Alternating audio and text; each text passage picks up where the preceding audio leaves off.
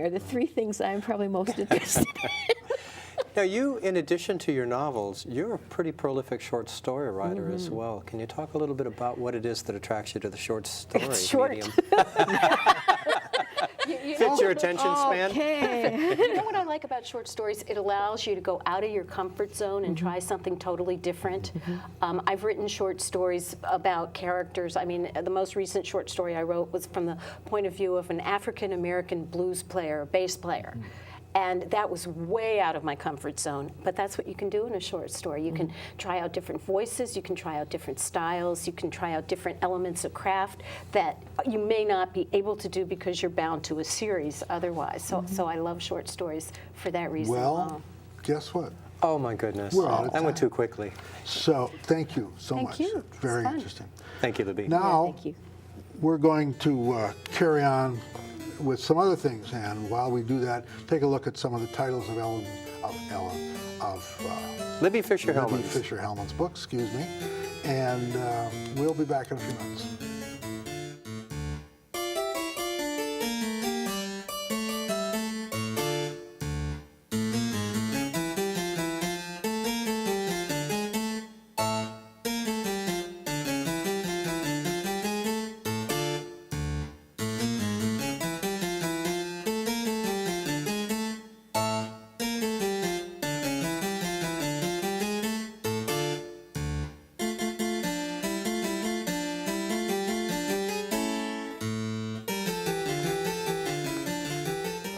We're back. Now we're going to expand our horizons a little bit, and we'll consider thrillers in general. Like, let's make a list. Who are some of your favorite thriller writers or novels, besides Le Carré? Do they have to be mysteries? Because I can think of, Thrillers that are not mysteries? Yeah. Oh, well, sure. Give us an example. Give us an well, example. Jurassic Park. I could not put that book down. I mean, a number of Crichton's books I could not put down. See, then we're getting to the problem of categorization. Yes, I know. Right. Because I think that that is a thriller, but it's outside the genre, I know. crime genre. I know. We typically. How about Andromeda Strain, as long as we're talking about Michael Crichton? Loved that book I did too. and the movie. Did you guys know that Michael Crichton recently passed I away? know. I was Great very loss. sorry to hear that. Yeah. Okay. The Those Da are Vinci good. Code. We should talk That's about the Da Vinci Code. that's Well, solidly we in could, the genre. We could spend a whole hour talking about that. No, I we suppose. couldn't. What did you want to say about the Da Well, Vinci I just Code? want to say that I think it was a thriller. I think it was a successful thriller for a lot of different reasons. But it had, you know, I really enjoyed the book. I thought the characters, as the characters are in very many thrillers, to me were very paper cutout characters. I didn't really care about any of the characters, but the plot and the And the action. and the action. I mean, it was just nonstop. No sleep, no eat, Yeah. no bathroom Yeah. stops, just You're right. So I don't want to Yeah. sit here and just say that it was the worst book ever. Oh, did any of us bring There are suggest oh boy, Where did that come from? There are people that I at this table? Did any of us? no, Well, no, yes, yeah. but I hear that frequently. A psychological thriller I'll give you by Tanya French.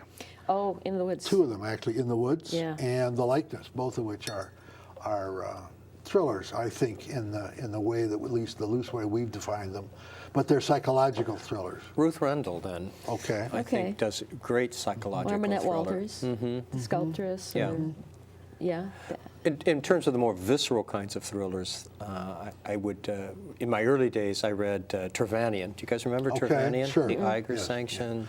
I think Vince Flynn writes a very credible thriller. A political thriller. Yeah. See, now you add Yeah, more we're- labels. add more right? See, labels, Which yeah. is okay. Because that we all do that. We not just we here, but people in general need those labels, it seems, in order to define what it is we're looking for when we're at the bookstore or at the library. Well, and then I think good mystery writers in general, crime writers, however you want to define them, use suspense. I think you write a mystery, more of a mystery. I think you do too. Yeah, most critics call my books traditional or Okay. cozies. But you Mysteries, use but they're suspense. mysteries. Yeah. And I you think use so. suspense. Mm-hmm. You use so. suspense even more. A lot, because I like to read books that have an enormous amount of suspense in them, but not necessarily classified as You like the roller thrillers. coaster. Yeah. Well, and I like the puzzle that goes along with the Sure. mystery a great deal.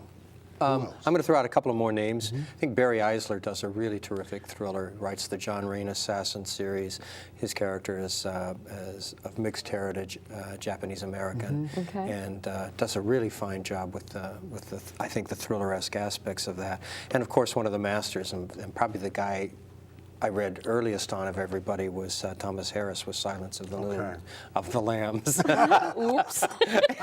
Another, For those readers out there, viewers, we have a book we put together called Silence of the Loons. Right. which has got some element, and some of the stories Exactly. have all of the elements that we talked about. And Red don't they? Dragon, you know. Exactly. Another one, Yeah. sure. So yeah.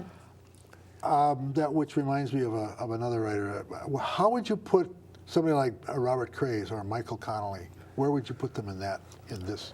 Crime particular- writers who employ significant. The elements of suspense. Yeah, They're writing significant suspense. basically police procedurals in those cases. Yeah, so there's a mystery. They're separate. they're asking the questions that would lead them to the answer, which is unknown to us as, generally speaking, to us as readers. So I would classify them first and foremost as mysteries with very thriller-esque elements Whether to they're them. police procedurals. That's right. Or PI mystery or whatever, but the mystery is the primary element, essence of the book. That's what I, Okay.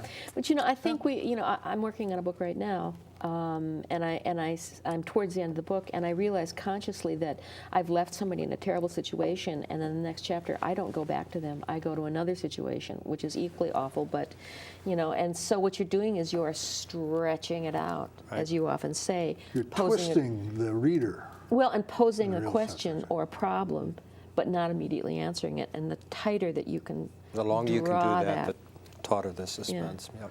That gets you to gets me to a question about technique then, in terms of some modern thrillers don't answer all the questions. What do you think about that? Well, some modern mysteries certainly don't, too. Yeah, I can think of one right off the top of my head. There's a book called Mercy Falls, written by William Kent Oh, Kruger. yeah. Oh, that's right. That's the one that he That got author got so many angry angry emails. as a result emails of for that book. Not yeah. wrapping it up How neatly. easily he brings that in. Well, we're going to stop now. So I want to thank Libby Fisher and my co-hosts, Ellen Hart, Kent Kruger. That's it for this episode, number 13. You can find additional information about us at our website, www.minnesotacrimewave.org. There you'll find links to previous programs, and you can learn about the books we've written, as well as some other books. You can also subscribe to our occasional newsletter. If you want to receive a list of the books we've talked about, email us. Or if you have comments or questions, email us, minnesotacrimewave@yahoo.com. Be sure to mention the title or the number of the program you're writing about. Once again, this is episode number 13. So we'll see you next time, and as always, read more mysteries.